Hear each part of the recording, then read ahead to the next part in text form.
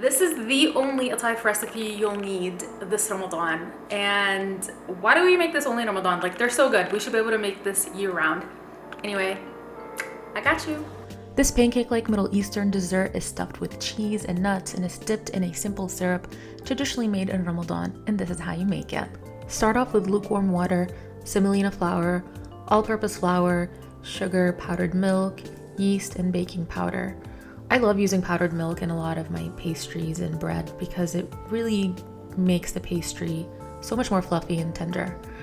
Now we're gonna mix baking soda with boiling water, and we're gonna add that to the mix.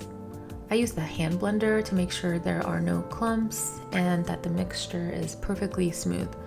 We're gonna set that aside for about 5 to 10 minutes as we prepare our stuffing.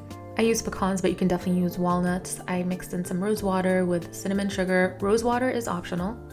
I also used mozzarella cheese instead of halloumi or nabilsi cheese, which is the traditional way of making it, but is way too expensive. I also use this bottle to shape my atayef.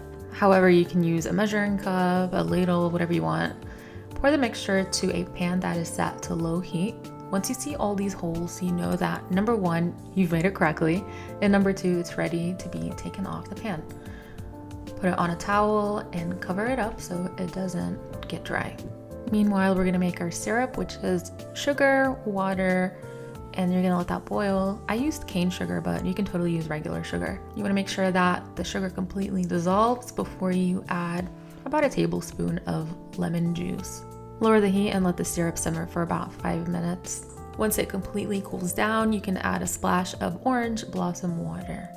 Now that the atayef have cooled down, you can begin stuffing them. Put a generous amount of nuts or cheese and seal both ends very tightly, just like this. Even if it becomes undone, just reseal it. It's very simple. And look how gorgeous these look. I like to bake my atayef, but you can totally deep fry them. I brush some butter on a pan and both sides of the atayef and put it in an oven that's set to broil for about 7 to 10 minutes. Just keep an eye on your atayef to make sure they don't burn. This recipe made 26 pieces, and this little guy, he didn't live for too long. Go ahead and drizzle some syrup on your atayef, or you can submerge the whole piece in the syrup. And all that's left to do is devour these scrumptious, delicious, warm, sweet pillows of heaven.